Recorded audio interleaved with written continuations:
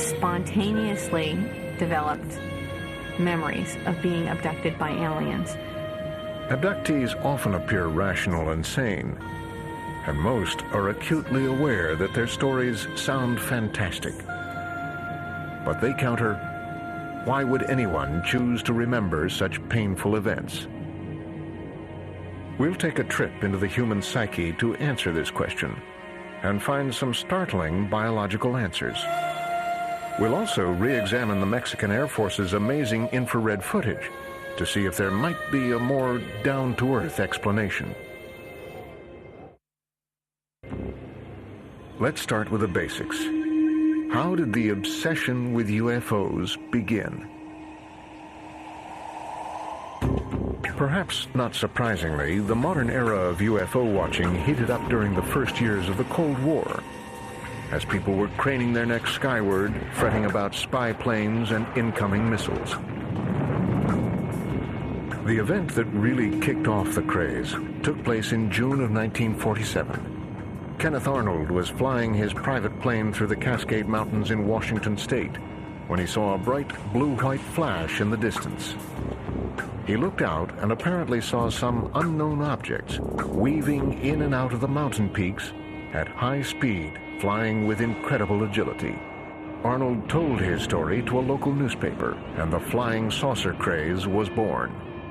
Later that year came a watershed UFO event, the incident that refuses to die, its name spoken with reverence by believers and annoyance by skeptics.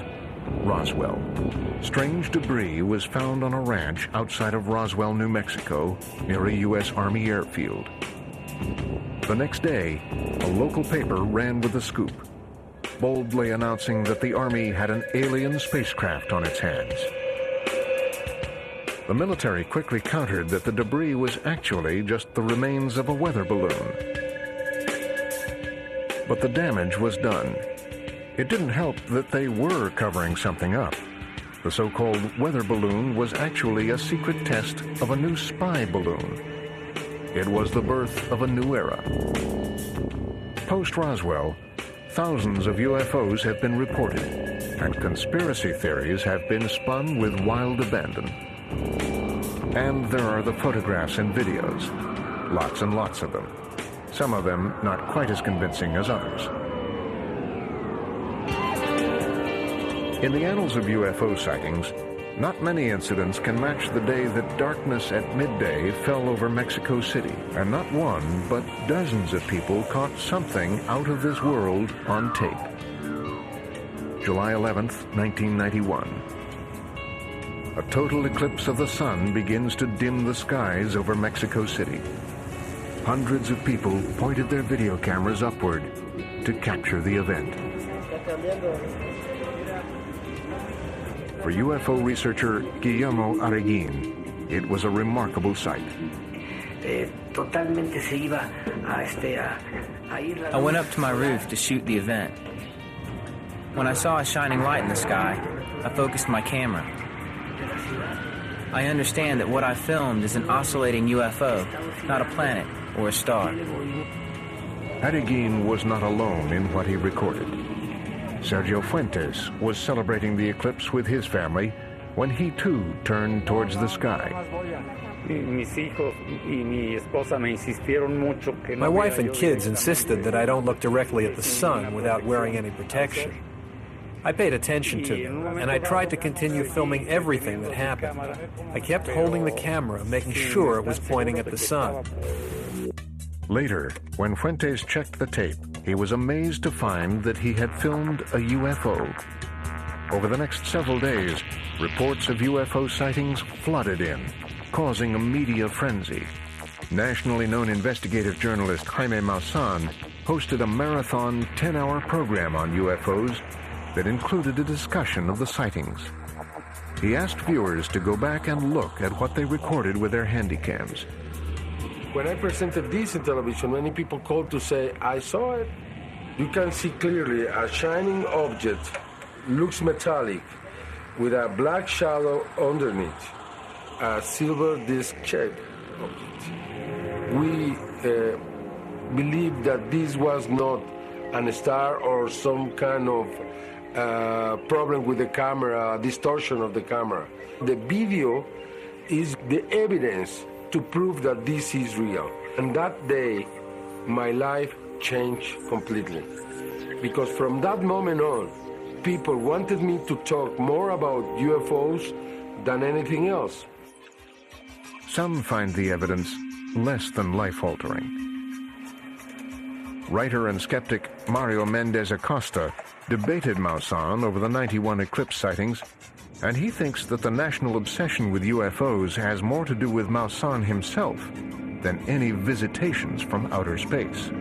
Just imagine that your most widely known TV anchorman suddenly became converted into a UFO full-time believer.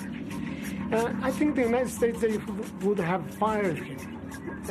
It's the complete futility of all these matters that really appalls us. You know? Appalling or not, 13 years after the eclipse, Maussan still runs a weekly show, and his devoted viewers continue to send in supposed UFO videos. The Mexican people embrace this phenomenon, and they have been able to produce more evidence than any other country in the world. Indeed, they have. Mexico is now a hotbed of UFO research and a prime location for observing questionable things in the sky. Groups of amateur ufologists regularly give up a night's sleep to try to make contact with the lights in the sky, meditating on them, flashing lights at them. If the truth about Mexico's UFOs is out there, it may be nearer than the stars. It may be in Stockholm. Astronomer and photographer Tom Callan is the producer of a planetarium show at the Swedish Museum of Natural History. A lot of people nowadays don't have an understanding of the night sky. They don't even know some of the basic constellations. And so when they go outside and they see something that's unusual that they don't understand, it's easy to jump to the conclusion that, hey, that funny light in the sky, that's intelligent life, some sort of aliens are piloting some kind of a vehicle, perhaps they're in the sky, without stopping to think perhaps it's a meteor, perhaps it's a satellite. Callan believes that the Mexico City UFO witnesses did see something truly awe-inspiring.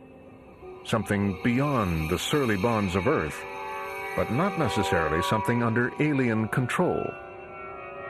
In the Mexico City video, we see a sky that's already darkened because the eclipse is already in progress. We see a few clouds floating around, and then the camera zooms in on this object. Using a commercially available computer program that plots the sky on any given day from any given point on Earth, Tom will recreate what happened in the skies over Mexico on that fateful day. Here's the sun about to be eclipsed by the moon. And so what I'm going to do is I'm going to go ahead and run the program forward about 30 times normal speed so that you're able to see what is happening during this eclipse event. As the computer imitates the moon passing in front of the sun, the sky darkens and several heavenly bodies brighten. In the exact spot where the UFO was recorded, bingo, an especially bright object emerges. And here we can very clearly see we've got the planet Venus here, which is the what I'm pretty sure is what the object is that these people in Mexico City photographed.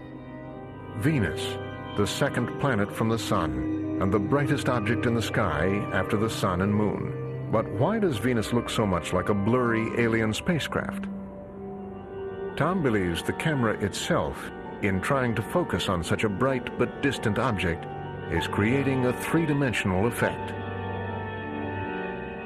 Here's Venus in the sky. This looks very much like a zoomed-up image of a planet. Now we have this extreme zoom up here. This again has been slowed down quite a bit, and we can see some effects of moving the camera around. That dark line that we're seeing here, that's not the underside of anything in particular. That what we're seeing is an artifact from the camera. It just takes and makes a common, everyday celestial object look kind of mysterious. But not so fast. Everyday celestial objects can't be responsible for all of Mexico's UFO sightings. Take, for example, this remarkable object seen hovering in the vicinity of an active volcano called Popocatépetl. That's clearly not a planet or a star, and it certainly isn't behaving like an airplane. The object was captured on video by architect Mario Ramirez, who lives in the shadows of the volcano. Like many here, he believes that volcanic activity attracts the UFOs to Mexico, and he claims to have seen an entire